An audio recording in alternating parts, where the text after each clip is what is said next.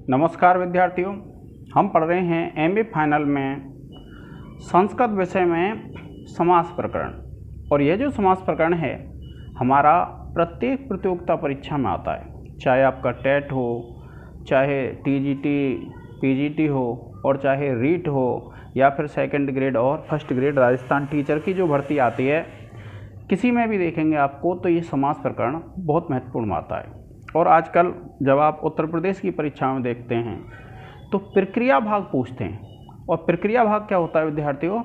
प्रक्रिया भाग होता है उस समास की सिद्धि किस प्रकार से हुई है, यानी वह समास कैसे बना, इसको कहते हैं हम प्रक्रिया भाग। अब देखिए, आज हम समास सिद्ध करेंगे अधिहरि।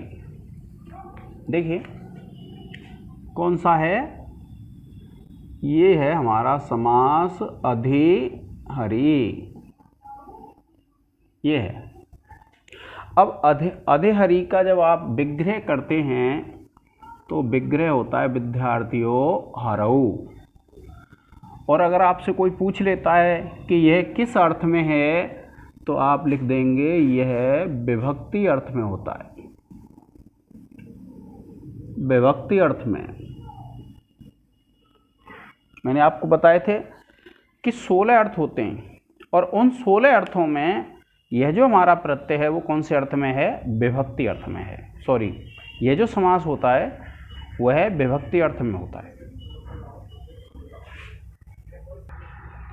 अब देखिए, हरऊ तो हो गया इसका लौकिक विग्रह, और अब जब हम अलौकिक विग्रह करेंगे तो देखिए ये हो जाएगा हरि प्लस गी। अब आप ये कहेंगे गी क्या है, तो ये जो गी है ये सप्तमी विभक्ति, हरऊ जो बना है सप्तमी विभक्ति एक वचन का है, तो ये गी लग गया। और फिर उसके बाद विद्यार्थियों आप अधि लगा लेंगे, यह हो गया आपका अलौकिक विग्रह। अब आप क्या करेंगे, मैंने आपको एक समास सूत्र लिखाया था, अव्ययम विभक्ति, ये पूरा लिखना है आपको। आप लिखेंगे सूत्र से समास करने पर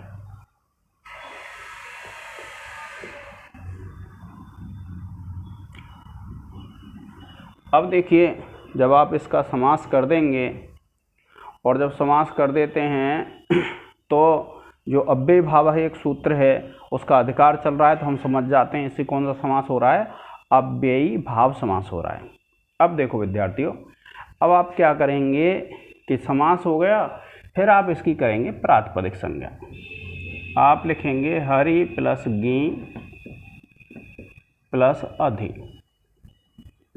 सूत्र लग जाएगा विद्यार्थियों कृत तद्धित समासाश्च। सूत्र से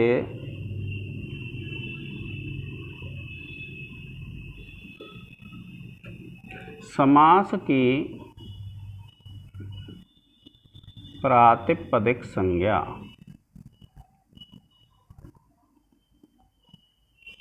उसके बाद है देखिए, जब प्रातिपदिक संज्ञा हो जाएगी सुप का लोप कर लेंगे, हरि प्लस अधि, और सूत्र लग जाएगा विद्यार्थियों आपका सुपो धातु प्रातिपदिकयोः।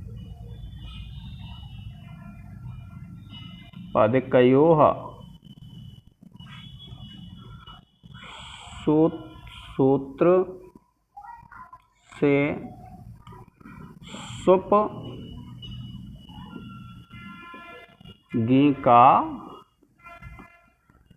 लोप। फिर अगली स्थिति बनाएंगे विद्यार्थियों आप हरि प्लस अधि। मैंने आपको कल एक सूत्र लिखाया था विद्यार्थियों, इससे पहला जो वीडियो था उसमें, और वह सूत्र था विद्यार्थियों हमारा कि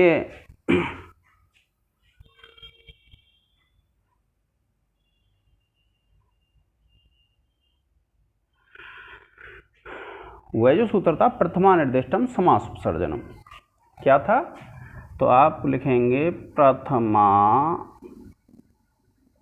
निर्दिष्टम समास उपसर्जनम सूत्र से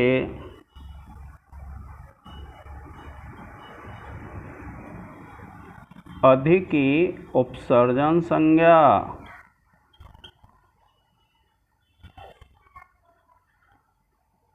फिर उसके बाद उपसर्जन का पूर्व निपात कर लेते हैं और ये बन जाएगा विद्यार्थियों अधि हरि है, आप लिख देंगे अधि प्लस हरि, क्या लिख देंगे? अधि प्लस हरि, और सूत्र लग जाएगा उपसर्जनम पूर्वम से उपसर्जन संज्ञक अधि का पूर्व प्रयोग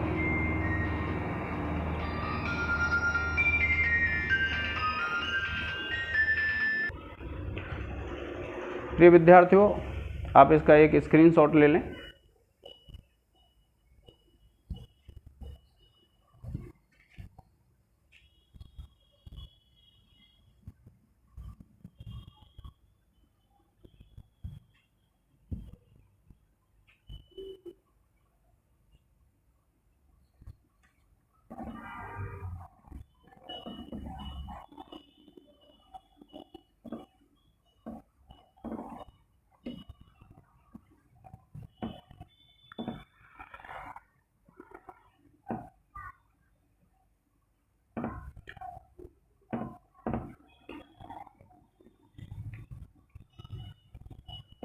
अब देखिए आप क्या करेंगे, आप लिखेंगे अधि हरि और सूत्र लिख लेंगे कृत तद्धि समासाश्च सूत्र से समास की प्रातिपदिक संज्ञा हो जाएगी विद्यार्थियों। और फिर उसके बाद क्या करेंगे, आप प्रत्यय ले आएंगे, मान लीजिए सु ले आते हैं और सूत्र लग जाएगा विद्यार्थियों, देखिए ज्ञाप प्रातिपदिकात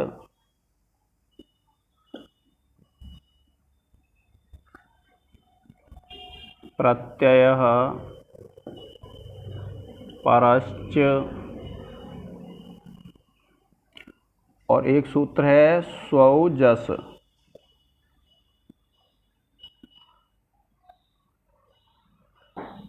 से प्रथमा एक वचन में सुप्रत्यय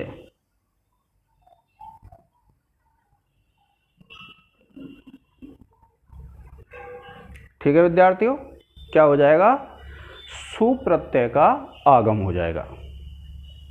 अब देखिए मैंने आपको बताया था कि इसकी अव्यय संज्ञा हो जाती है, आप लिखेंगे अधि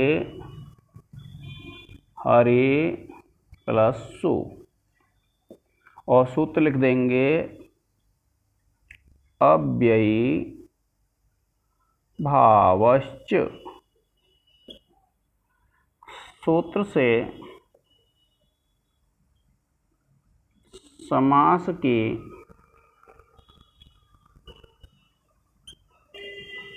अव्यय संज्ञा, और फिर आप इस सुप का लोप कर देंगे, स्थिति होगी ऐसे, आप लिखेंगे अव्ययादाप सुपः, सूत्र से सुप लोप होकर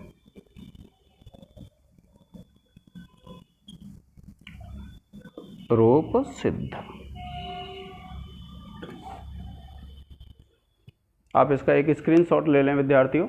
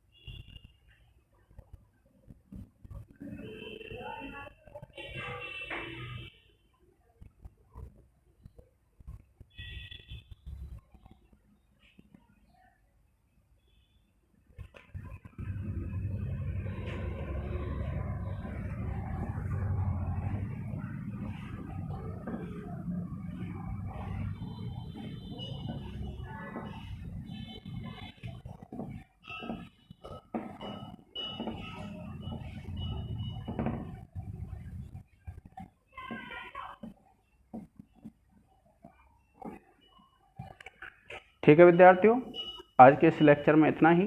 धन्यवाद।